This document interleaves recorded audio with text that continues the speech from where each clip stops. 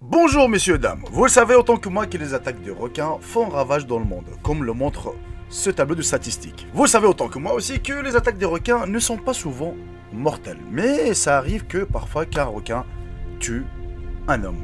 Imaginez cette situation, sérieusement vous êtes parti en vacances, justement en Australie avec votre femme et votre gosse, et vous allez se retrouver dans une situation difficile avec un grand requin blanc. Et croyez-moi que vous n'allez pas en sortir. C'est difficile à croire, mais surtout pour le petit, que ce sera la dernière photo avec son père sur la plage. Mais avant de commencer la vidéo, la famille, je voulais justement vous remercier pour vos nombre de j'aime sur mes dernières vidéos. Si vous les avez ratées, bah écoutez, c'est le moment ou jamais d'aller les voir. Elles sont vraiment intéressantes. Trêve de bavardage, découvrons cette horrible histoire. Sur ce, bon visionnage tous et à toutes.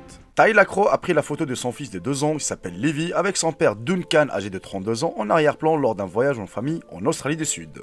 La photo qui montre le petit Levi jouant avec une pelle jaune sur le sable et Duncan nageant dans l'océan est devenue la dernière fois que le garçon a été photographié avec son père. La famille campait à Port MacDonnell le mois dernier lorsque Duncan a disparu dans l'eau pendant que sa femme et son fils jouaient sur la plage. Ces restes ont été retrouvés plus tard près du site touristique populaire. Au départ, lorsque les équipes de recherche ont récupéré une combinaison déchirée, elles ont cru que Duncan avait été attaqué par un grand requin blanc qui avait été repéré dans la région. Des enquêtes supplémentaires ont conduit les autorités à croire que l'homme est décédé subitement d'une cause naturelle non révélée avant que son corps ne soit mangé par un requin.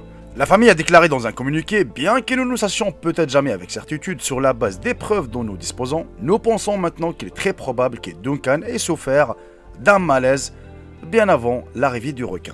Et cela nous réconforte de savoir qu'il serait décédé paisiblement dans l'eau. Une page GoFundMe nommée Duncan's Legacy pour Levi a été créée après la mort de Duncan, recueillant plus de 41 000 $.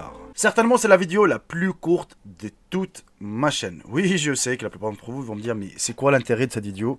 Bah écoutez, l'intérêt de cette vidéo, justement, de vous montrer ce qui s'est passé, justement, cette semaine. Et si vous êtes resté jusqu'à la fin de la vidéo, mettez-moi le mot requin dans l'espace commentaire afin de savoir combien de personnes ont fini cette vidéo.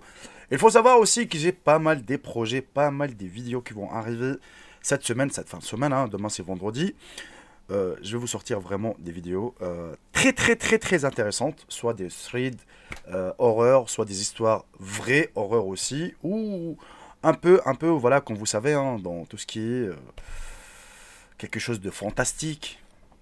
Dans ce style-là, vous aurez vraiment le maximum des vidéos cette fin de semaine. Profitez bien de votre journée, de votre soirée. C'était Jericho. Je vous embrasse tous et je vous dis à très bientôt pour une toute nouvelle vidéo. Salut tout le monde, c'est Jericho. Bye bye, ciao. Je vous aime tous mes frères et sœurs.